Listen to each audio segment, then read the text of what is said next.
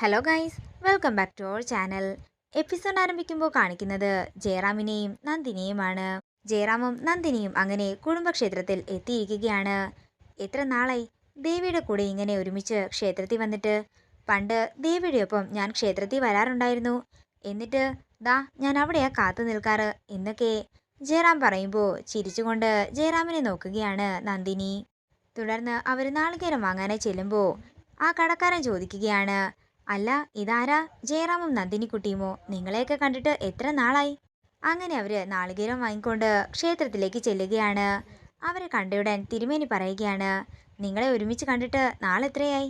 വിഘ്നേശ്വര പ്രീതിക്കായി പൂജയുണ്ടല്ലേ? എന്നോട് എല്ലാം പറഞ്ഞിട്ടുണ്ട്. നാളികേരം ക്ഷേത്രത്തിൽ പൂജിക്കണം. അതിനുശേഷം അതും കൊണ്ട് പ്രദക്ഷിണം ചെയ്ത് ഓരോ പ്രദക്ഷിണത്തിനും ഓരോ നാളികേരമായി എറിഞ്ഞുടക്കണമെന്നും തിരുമേനി പറയുന്നു. അല്ല, ഇതില് കറുകയില്ലല്ലോ? കറുകയും കൂടി വേണം, കൂടെ കൂവളമാലയും. അതും കൂടി പോയി വാങ്ങി വരാൻ തിരുമേനി പറയുമ്പോൾ ജയറാം അത് വാങ്ങാനായി പോവുകയാണ്. അങ്ങനെ ജയറാം ആ കടയുടെ അടുത്തെത്തുമ്പോൾ അവിടെ കടയുണ്ടായിരുന്നില്ല. അയ്യോ, ഇത്ര പെട്ടെന്ന് കടയടച്ചോ എന്ന് ജയറാം മനസ്സിൽ പറയുന്നു. അപ്പോഴാണ് ആരുടെയോ ശബ്ദം കേൾക്കുന്നത്. അങ്ങനെ ജയറാം പോയി നോക്കുമ്പോൾ ആ കടയുടെ സൈഡിൽ കടക്കാരനെ കെട്ടിയിട്ടിരിക്കുകയായിരുന്നു. കുറെ ഗുണ്ടകൾ വന്ന് എന്നെ കെട്ടിയിട്ടതാണെന്നും അവര് നാളികേരത്തിൽ എന്തോ ചെയ്തിട്ടുണ്ടെന്നും ആ കടക്കാരൻ ജയറാമിനോട് പറയുന്നു. ഇത് കേൾക്കുന്ന ജയറാമൻ ഞെട്ടലോടെ നന്ദിനിയുടെ അടുത്തേക്ക് ഓടുകയാണ്.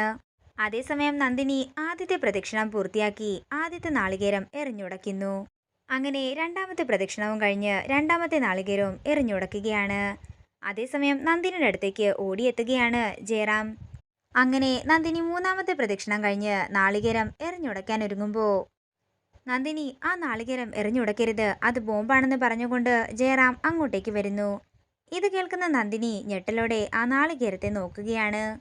പെട്ടെന്ന് ജയറാം ആ നാളികേരം നന്ദിനിയുടെ കയ്യിൽ നിന്നും വാങ്ങി ദൂരേക്ക് വലിച്ചെറിയുന്നു. അങ്ങനെ അത് പൊട്ടിത്തെറിക്കുകയാണ്.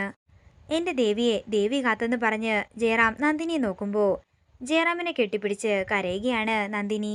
പിന്നീട് കാണിക്കുന്നത് അവർ രണ്ടുപേരും ചെമ്പകമംഗലത്ത് തിരിച്ചെത്തിയിരിക്കുന്നതാണ്. ജയറാമിന്റെ കൈ ഫ്രാക്ചർ ആയിട്ടുണ്ടായിരുന്നു. ഇത് കാണുന്ന കൈമളം രാജലക്ഷ്മിയമ്മയും അവരുടെ അടുത്തേക്ക് ഓടി വരികയാണ്. എന്താ മോനെ, നിന്റെ കൈക്ക് എന്ത് പറ്റിയെന്ന് കൈമള് ചോദിക്കുന്നു. ഇതെല്ലാം കേൾക്കുന്ന സാവിത്രി മനസ്സിൽ പറയുകയാണ്, ഇന്ദ്രജയുടെ പ്ലാൻ അങ്ങ് പാളിപ്പോയി. ചക്കിന് വെച്ചത് കൊക്കിനാ കൊണ്ടത്. അതച്ചാ, ക്ഷേത്രത്തിൽ വെച്ച് ഒരു അപകടമുണ്ടായി. ദേവിയെ ഇല്ലാതാക്കാൻ ആരോ ചെയ്തതാണെന്ന് ജയറാം പറയുമ്പോൾ ഇത് കേട്ട് ഞെട്ടലോടെ നിൽക്കുകയാണ് അവർ രണ്ടുപേരും. നന്ദിനി ഇല്ലാതാക്കാനോ? ഇതാരാ ചെയ്തത്? എന്താ സംഭവിച്ചതെന്ന് രാജലക്ഷ്മിയമ്മ ചോദിക്കുമ്പോൾ നടന്ന കാര്യങ്ങളെല്ലാം ജയറാം അവരോട് പറയുന്നു. ഇത് കേൾക്കുന്ന സാവിത്രി പറയുകയാണ്, ഇതെന്താ ഹിന്ദി സിനിമയുടെ കഥയോ? അച്ഛനെയും അമ്മയും പറ്റിക്കാൻ വേണ്ടി ഇവരിത് ഉണ്ടാക്കി കൊണ്ടുവന്ന കഥയാണ്. ബോംബ് പൊട്ടിയ ആരെങ്കിലും ചാകാതെ തിരിച്ചു വരുമോ? ചുമ്മാ ഓരോ കള്ളക്കഥകളുമായിട്ട് ഇറങ്ങിയിരിക്കുകയാണെന്ന് സാവിത്രി പറയുന്നു. ഇത് കേൾക്കുന്ന ജയറാം പറയുകയാണ്, നിന്നെയോ അമ്മയോ വിശ്വസിപ്പിക്കാൻ വേണ്ടിയല്ല ഞാൻ ഇതൊക്കെ പറഞ്ഞത്. അച്ഛൻ ചോദിച്ചപ്പോൾ പറഞ്ഞെന്നേ ഉള്ളൂ. ഇത് കേൾക്കുന്ന കൈമള് ദേഷ്യത്തോടെ പറയുകയാണ്, നിർത്തടി. പറഞ്ഞു എന്തും പറയാമെന്നായോ നിനക്ക്? നിന്റെ നാവിന് ലൈസൻസ് ഇല്ലെന്ന് കരുതിയേ ഞങ്ങളുടെ മുന്നിൽ കൂടുതൽ സംസാരിക്കാൻ വരണ്ട. ഞാൻ ഇതുവരെ നിന്നെ തല്ലിയിട്ടില്ല. കാര്യങ്ങളുടെ പോക്ക് ഇങ്ങനെയാണെങ്കിൽ നീ എൻ്റെ കയ്യിൽ നിന്ന് തല്ലു വാങ്ങും. തുടർന്ന് രാജലക്ഷ്മി അമ്മ പറയുകയാണ്, തെറ്റ് പറ്റിയത് എനിക്കാണ്.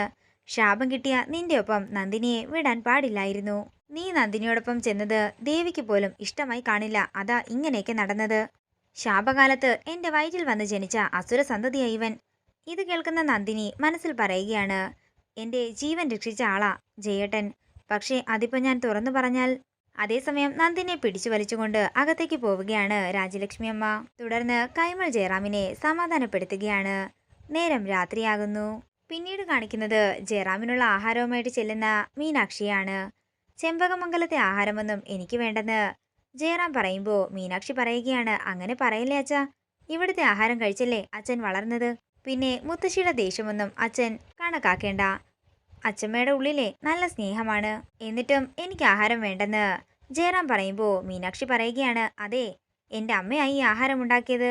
അച്ഛന് കൊടുക്കാൻ പറഞ്ഞ് അമ്മ തന്നെയാ എന്നെ ഏൽപ്പിക്കുകയും ചെയ്തത്. അങ്ങനെ ജയറാമിന് ആഹാരം വാരി കൊടുക്കുകയാണ് മീനാക്ഷി. അങ്ങനെ സന്തോഷത്തോടെ അച്ഛന് ആഹാരം വാരി കൊടുക്കുകയാണ് മീനാക്ഷി.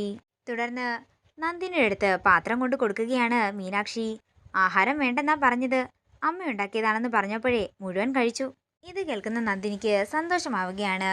അതേസമയം രാജലക്ഷ്മി അമ്മ നന്ദിനിയെ പൂജയുടെ ഒരുക്കങ്ങൾ ചെയ്യാനായി വിളിക്കുന്നു. ജയറാമിനെ കുറിച്ച് ഓർത്ത് സന്തോഷത്തോടെ നിൽക്കുന്ന നന്ദിനിയെ കാണിച്ചുകൊണ്ട് ഇന്നത്തെ എപ്പിസോഡ് ഇവിടെ തീരുകയാണ്. വീഡിയോ ഇഷ്ടമായെങ്കിൽ മറക്കാതെ ലൈക്ക് ചെയ്യുക, ഷെയർ ചെയ്യുക, കമന്റ് ചെയ്യുക. കൂടുതൽ സീരിയൽ അപ്ഡേറ്റ്സിനായി മറക്കാതെ സബ്സ്ക്രൈബ് ചെയ്യുക നയൻസ് ക്രിയേഷൻസ്.